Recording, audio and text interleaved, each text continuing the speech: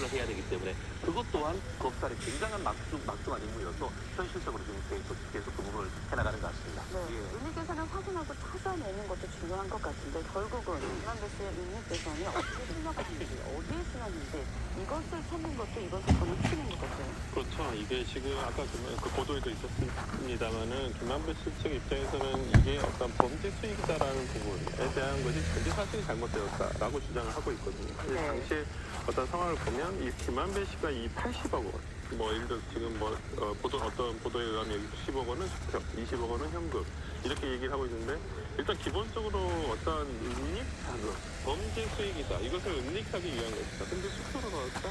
쉽게 이해할 수 없는 부분이긴 합니다. 뭐 현금 부분을 차치하더라도요. 근데 이 부분을 부동산을 사라고 한 부분에 있어요. 근데 이제 예를 들어서 이 부분에 대해서 지금 뭐 돈을 빌렸다라고 해라라고 아니면 자기들의 배당금의 일부다라고 하고 있는데 이 부분에 대해서 그 최 씨와 지금 뭐 이 씨라는 그 구속되신 분들이 이거 정치적으로 쓰지 않으면 어디 뭐 정치적인 용도로 쓰지 않으면 합법적인 거 아니냐 이렇게 얘기를 했다라고 해요. 그런데 이제 김만배 씨가 그런 부분에 대해서도 상당히 염려를 했었다. 그래서 이제 이런 부분에 있어서 아마 수사기관이 왜 그렇다면 염려를 하냐. 예를 들어서 돈이 어떤 수익을 가지고 부동산을 매입하는 것 자체가 범죄는 아니지 않습니까? 그렇기 때문에 일단 김만배 씨 측 그 변호인 입장에서는 이거에 대한 범죄 수익인가 라는 부분에 대해서 일단은 상당히 많이 다툴 것으로 보이고요. 나중에 이제 법원에서도 아마 그 부분에 대한 판단이 있을 것으로 보입니다. 자, 그런데 이제 뭐 검찰이 지난번에 이제 변호사 휴대전화를 압수수색하지 않았습니까? 자, 그런데 이제 또 변호사를 상대로 12시간 넘게 조사를 했다고 그래요. 이런 게 이례적입니까? 아니면 원래 자주 있는 일입니까? 자주 있지는 않지만 가끔씩은 있는 일이다. 변호사 같은 경우에는 변호인의 조력받을 권리가 그 피고인에게 있기 때문에 변호인이 어떻게 보면 유죄라는 것을 얘기한다 하더라도 어떻게 보면 진술 거부권을 조력을 할 수가 있고 하지만 진술 거부권을 조력하는 것을 넘어서 적극적으로 증거를 은닉하거나 아니면은 허위 진술을 교사할 그 권리는 없는 것이죠.